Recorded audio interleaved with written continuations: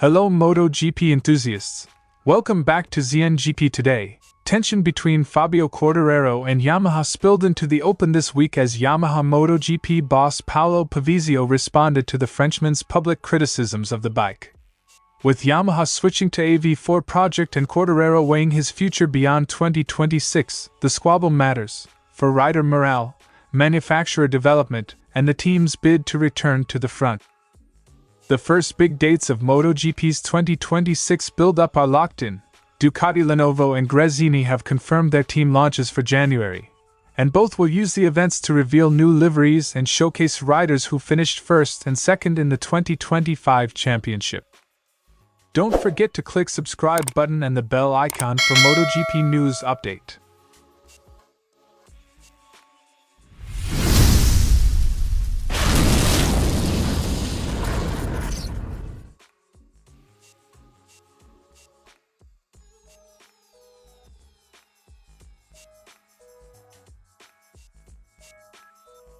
The exchange began after a season of frustration for both rider and factory. Yamaha struggled all year with an inline-4 package that, while offering strong front-end feel, lacked the consistent rear grip demanded by the latest Michelin tires. The factory elected to pivot resources into AV4 prototype, a long-term fix that required short-term sacrifice. Quartararo, still pondering a contract extension, voiced blunt frustration in media appearances.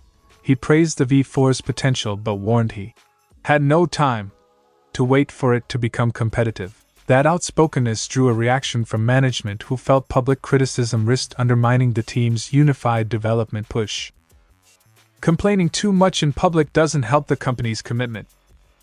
Pavesio's line reflected a classic factory stance. Internal critique is part of development, but airing frustrations aloud can damage relationships with sponsors, engineers, and the broader project, particularly while a fundamental architecture change is being bedded in. From Fabio Quartararo's perspective, the calculus is urgent. He finished 2025 as Yamaha's best rider, but only 9th in the standings, and he's made no secret that his decision to re-sign will depend on how quickly the V4 can deliver results. For a rider in his prime, the risk of sitting on an uncompetitive bike is not merely a professional frustration, it's a career-defining choice. Quartararo's public impatience is therefore as much strategic signaling to the factory as it is venting. He's telling Yamaha they need pace, fast, if they want to keep their lead rider. Quote attributed to the situation: "I have no time to wait for the V4 to get competitive." That stance complicates team dynamics. A factory balancing a risky technical pivot needs its headline rider to be patient and fully committed, yet the rider needs confidence the new path will pay off quickly enough to justify staying. Yamaha's engineering decision was blunt. To fix the rear grip problem the inline concept wasn't solving, they needed to develop AV4, and that demanded shifting staff, testing capacity, and focus away from incremental fixes on the old bike. Jack Miller and other insiders signaled the same reality. You can't run two full development programs at once without diluting both.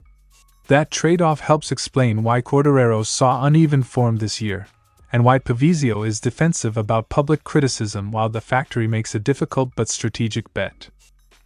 The bike is obviously much faster over a single lap, partly thanks to Fabio. Quote from Paolo Pavesio, on bike performance.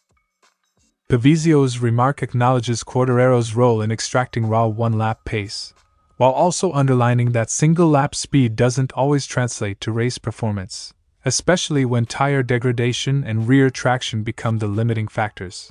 The immediate impact is a reputational one. Teams and riders watch how manufacturers handle dissent. For Yamaha, keeping Quartararo on board is a commercial and sporting priority. For Fabio, the clock ticks on his prime competitive years. If the V4 shows clear race day promise in early tests, management's patience will be vindicated. If it doesn't, public friction could grow and fuel rumors of a rider exit.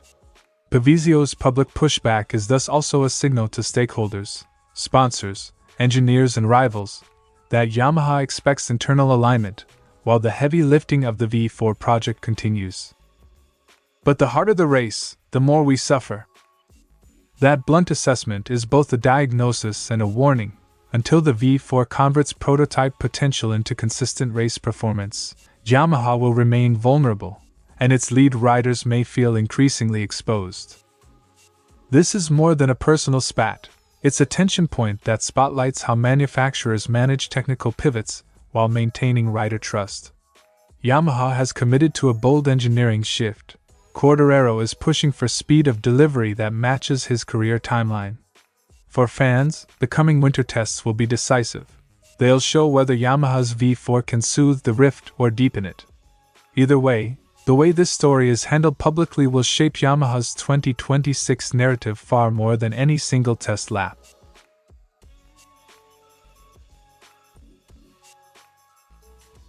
Ducati is kicking off the season's spectacle in style. The factory will move the usual team launch pageantry into the Italian mountains for its January 19th Campioni in Pista event. Expect full factory presence.